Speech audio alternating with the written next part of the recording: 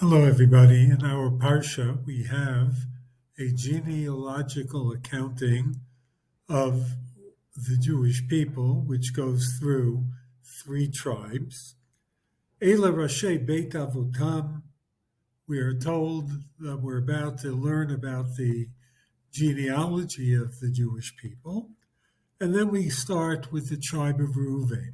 Bnei Reuven, and all the children are listed. Uvnei Shimon, all the children are listed.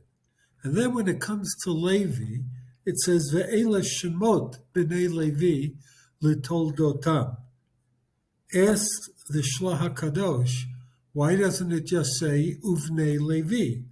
Why does it emphasize these are the names, Ve'ela Shemot Bnei Levi L'toldotam?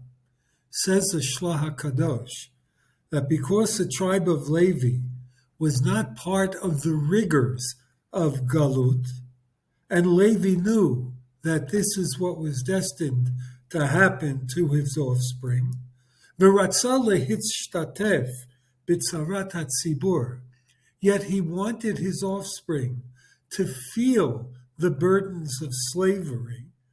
Me'asa, what did he do? He named his children relative to the rigors of Galut and slavery. And so Gershon, because they were Gerim in a land that wasn't theirs. Kahat, Shinehem Kehot, their teeth were blunted.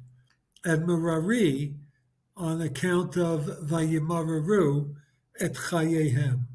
So even though the people of the tribe of Levi did not suffer personally like their brethren, their ancestor Levi wanted them to feel part of the overall story of the Jewish people. And in fact, HaKadosh Baruch Hu himself expresses this to Moshe Rabbeinu when he says he shall be known as Ehyeh Asher Ehyeh. I will be what I shall be. What does that mean, I will be? I will be with them begalutam.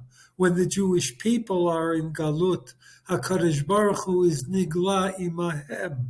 He puts himself in their shoes, becomes part of the exile, bichvodo uva'atzmo.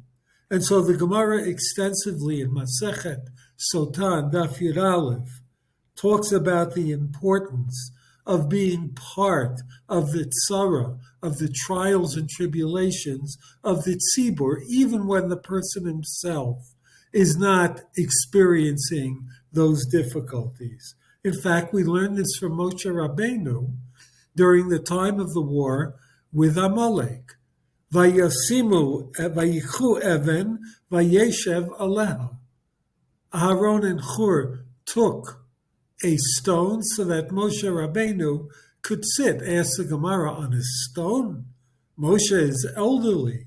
Did he not have a car or a kesset, some pillow or cushion to make it a little bit more comfortable?